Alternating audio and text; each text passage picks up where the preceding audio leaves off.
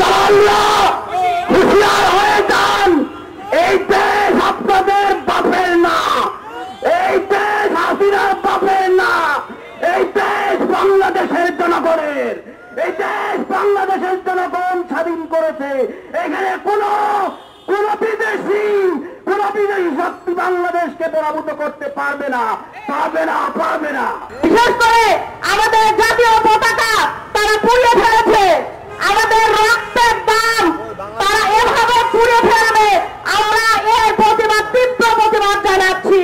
বাংলাদেশ দরকার হলে বারবার রক্ত দেবে, তবুও আমরা কখনো ভারতের কাছে মাথা নত করব না। বাংলাদেশের বিরুদ্ধে কেন হিন্দুদের, উগ্রবাদীদেরকে কেন উনি উস্কাচ্ছেন?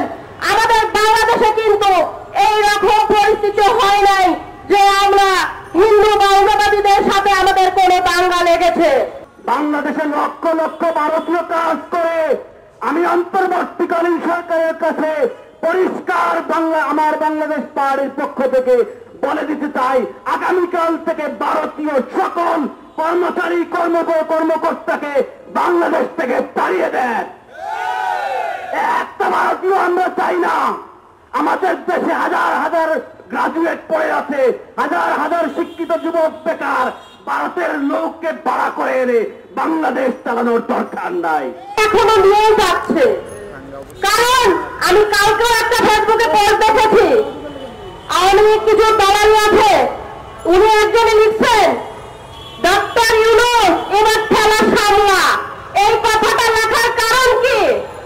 কারণ হচ্ছে তারা পরিপূর্ণভাবে জানে, এবং তারা জানে তারা মোদির জন্ম, এই কারণেই তারা জানে যে আজ হোক কাল হোক বাংলাদেশ একদিন ইন্ডিয়া পরিণত হবে। কিন্তু আমরা হুঁশিয়ার করে দিতে চাই, আমাদের বাংলাদেশের যে সাবেক প্রধানমন্ত্রী ছিল তার অন্যায়কে আমরা প্রশ্রয় দেইনি, তার স্বৈরাচার আমরা দমন করেছি।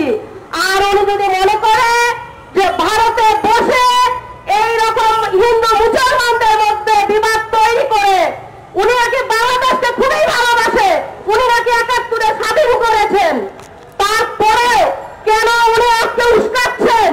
বাংলাদেশের বিরুদ্ধে কেন হিন্দুদের, উগ্রবাদীদেরকে কেন উনি উস্কাচ্ছেন? আমাদের বাংলাদেশে কিন্তু এইরকম পরিস্থিতি হয় নাই যে আমরা হিন্দু বা উগ্রবাদীদের সাথে আমাদের কোনো দাঙ্গা লেগেছে। আমি আরো বলতে চাই, বাংলাদেশ দরকার হলে বারবার রক্ত দেবে, তবুও আমরা কখনো ভারতের কাছে মাথা নত করব না। বিশেষ করে আমাদের জাতীয় পতাকা তারা পুড়িয়ে ফেলেছে, আমাদের রক্তের দাম তারা এভাবে পুড়িয়ে ফেলবে, আমরা এর প্রতিবাদ, তীব্র প্রতিবাদ জানাচ্ছি। আরো বলতে চাই, আমরা যদি এই স্বৈরাচার সরকারকে পতন করেছি, এর সুযোগে যদি ওনারা মনে করেন যে এই দাঙ্গা চলতে থাকবে, আমরা আর আগাতে দেব না। আজকে শুধু এবি পার্টি নয়, সারা বাংলাদেশে এই উগ্রবাদী আমাদের বাংলাদেশের পতাকা নিয়ে যারা আগরতলায় যে কাহিনী হয়েছে এটাকে পর্যবেক্ষণ করে সবাই মাঠে নেমেছে। এর চেয়ে আরো হয়তো ভয়াবহ যুদ্ধ শুরু হবে, আর এই যুদ্ধে এবি পার্টি রাজপথে ছিল, সবসময় থাকবে, এবং আমরা রাজপথ ছেড়ে যাব না। আমাদের স্বাধীন বাংলাদেশকে পরিপূর্ণভাবে আমরা স্বাধীন করে ছাড়বো ইনশাআল্লাহ। ধন্যবাদ সবাইকে। এই পর্যায়ে বক্তব্য নিয়ে আসার জন্য অনুরোধ করছি এবি যুব পার্টির প্রচার সম্পাদক জনাব রমিজ উদ্দিন।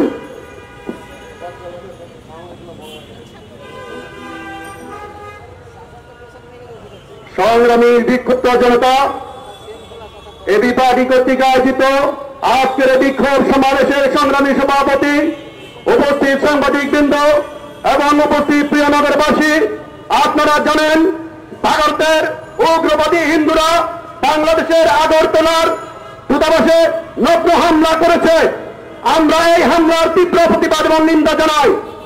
আমরা ভারতের সরকারকে অনতিবিলম্বে দাবি জানাচ্ছি, এই উগ্রবাদী, এই সন্ত্রাসীদেরকে অনতিবিলম্বে আইনের আওতায় শাস্তি প্রদান করুন, অন্যথায় বাংলাদেশের 20 কোটি মানুষ তার তীব্র প্রতিবাদ করবে এবং যথাযথ ব্যবস্থা গ্রহণ জন্য বাংলাদেশ সরকারকে আমি আহ্বান জানাচ্ছি। বাংলাদেশের ওই ফ্যাসিবাদী সরকার শেখ হাসিনার পতনের পরে শেখ হাসিনার যত না গায়ের জ্বালা করছে তার চাইতে বেশি ইন্ডিয়ার ওই দিল্লির সরকারের জ্বালা করছে। তার কারণ একটাই, এখানে আর তাদের রাম রাজত্ব চলবে না। বাংলাদেশে গত 53 বছর যেই তারা হামলা করেছে তার আর কোনো হামলা করতে পারবে না, যার কারণে তাদের কারা। সুতরাং আমরা বলবো, আপনারা আমাদের প্রতিবেশী, আপনারা প্রতিবেশীর যে মর্যাদা আছে সেই মর্যাদা ক্ষুণ্ণ রাখুন। আর তা না হলে আপনারা একটু ভেবে দেখুন, আপনাদের সাথে পার্শ্ববর্তী যতগুলো আপনাদের প্রতিবেশীদের সাথে তাদের কারোর সাথে আপনাদের কোনো সুসম্পর্ক নেই। ইন্ডিয়ার সরকারকে আবারও হুঁশিয়ার করে দিয়ে বলছি, আপনারা যে প্রতিবেশীর যেই আচরণ আছে সেটা আচরণ করুন, অন্যথায় বাংলাদেশের সরকার আন্তর্জাতিকভাবে যেই ব্যবস্থা নেওয়া দরকার সে ব্যবস্থা নেবে। বাংলাদেশের সকল জনগণকে আগামী দিনে ভারতীয় আগ্রাসনের বিরুদ্ধে ঐক্যবদ্ধভাবে মাঠে থাকার উদাত্ত আহ্বান জানিয়ে আমি আমার বক্তব্য শেষ করছি। আসসালামু আলাইকুম। সংগ্রামী বিক্ষুব্ধ জনতা, এবিপার্টির আজকের এই বিক্ষুব্ধ জনসভায় এ পর্যায়ে বক্তব্য রাখার জন্য অনুরোধ করছি আমার বাংলাদেশ পার্টি ঢাকা মহানগর দক্ষিণের সংগ্রামী জননেতা যুগ্ম সদস্য সচিব জনাব কেফায়েত হোসেন তানভীর। জনাব কেফায়েত হোসেন তানভীর।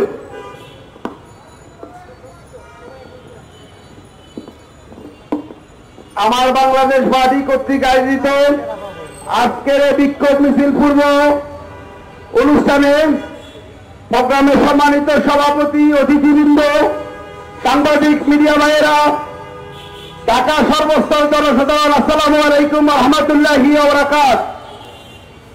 আমাদের পার্শ্ববর্তী দেশ দিনের পর দিন আমাদের বিরুদ্ধে ষড়যন্ত্র করে যাচ্ছে।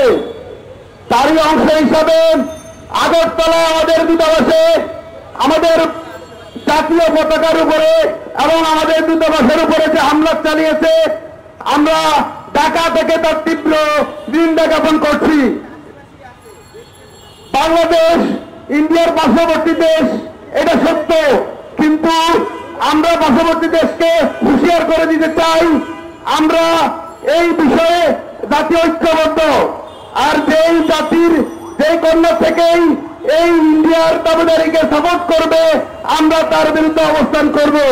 ফ্যাসিবাদী সরকারের বিরুদ্ধে আমরা যেমন রাজপথে ঐক্যবদ্ধ ছিলাম, তেমন ঐক্যবদ্ধ থেকে জনতার সাথে নিয়ে আমরা এর বিরুদ্ধে পরিবার চলব।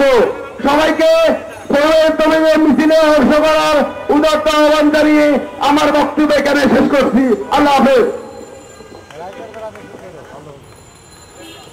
সংগ্রামী তৌহিদি জনতা, আপনারা জানেন ভারতের আগরতলায় বাংলাদেশের পতাকাকে পুড়িয়ে বাংলাদেশের 20 কোটি মানুষের অন্তরে আঘাত দিয়েছে।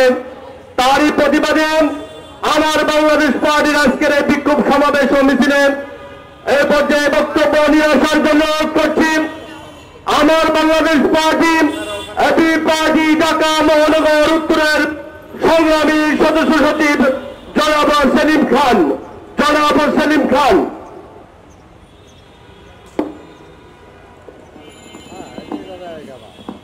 ভারতীয় আগ্রাসনের বিরুদ্ধে